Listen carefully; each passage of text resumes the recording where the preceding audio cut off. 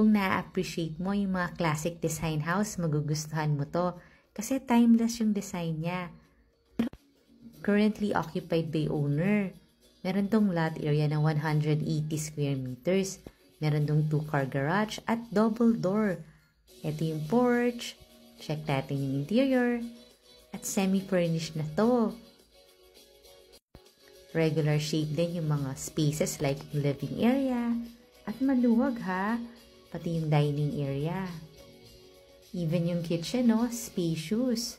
Meron pa tong covered lanay doon. Kasya rito mga 6-seater to 8-seater na dining set. Meron ka pang bar counter. At fully fitted yung kitchen, ang dami ring mga cupboards.